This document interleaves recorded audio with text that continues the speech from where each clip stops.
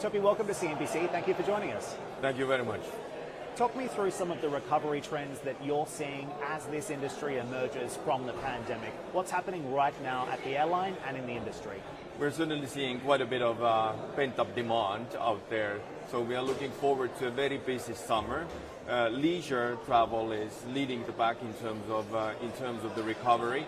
And wherever the travel restrictions are being lifted after COVID, for example in Europe, in the Atlantic, in Southeast Asia, then the demand is coming roaring back.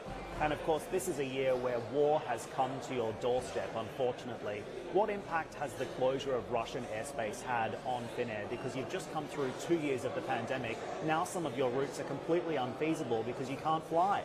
Yeah, it is. I mean, the war, of course, is very, very unfortunate.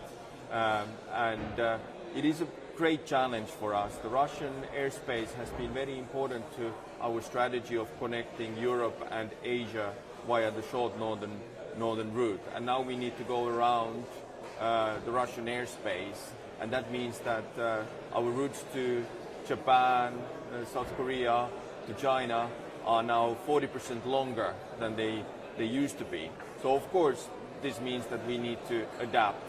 And no one knows how long the Russian airspace closure will prevail.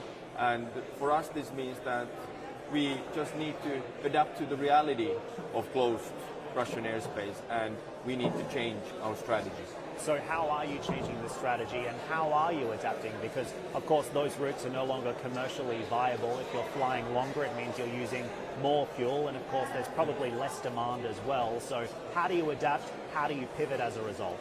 Some of the routes to Northeast Asia are still commercially viable because the cargo yields are up, also the passenger yields are up. So we are not turning our backs to Northeast Asia. We keep on flying to places like Tokyo, Seoul, going forward to Shanghai, Beijing, and cities like that. But what we are doing in general with our network is that we are pivoting to West. So we keep our foothold in Europe. We are introducing new routes in US, like Dallas, Seattle, starting from Stockholm, Atlanta to New York and Los Angeles. Also increasing in Southeast Asia and in India, for example, introducing a new route to Mumbai. So this is what we are doing, on top of all the measures that we are doing in terms of revenue, in terms of cost. So walk me through how those routes are going to be economically viable, and why target the United States where we already see significant competition and capacity? US is a very interesting market for us. I mean, we have been present in the market for a long time, but now we are investing more capacity to that market. And as an airline, we are all about partnerships, and we have two important partners in US. Our One World partners, American Airlines and Alaskan Airlines, that has recently joined One World. And together with these partners, as part of our Atlantic joint business, we are developing our foothold in the US, and it is working well. The US consumers certainly are back. The demand is very, very strong, and we see that also in the loads of these newly opened routes.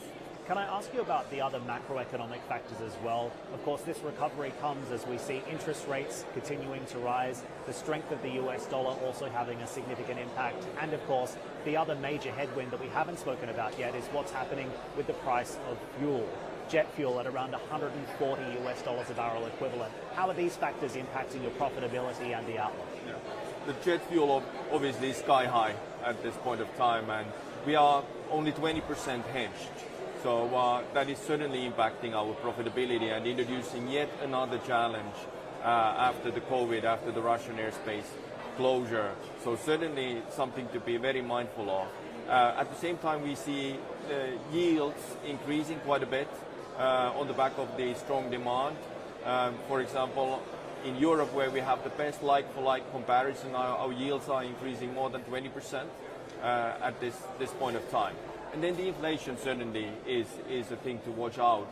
Currently, the pent-up demand is stronger, and the savings rate of the consumers in general has been strong during the pandemic. So for the time being, people have money to travel, and they truly want to travel. But when we look forward to year 23, I think that there's a question around discretionary spending for passengers. Okay, so perhaps the outlook improving in 2023, but how soon before the airline is back on a stable footing in your view? Well, I mean, the magnitude of the strategic change that we are facing on the back of the Russian airspace closure is significant. So, and that all comes after the COVID shock. So, so that means that we are looking toward a period of significant strategic adjustment. We will find our way through this. We will continue to fly, but it means that we will be going through changes in the airline.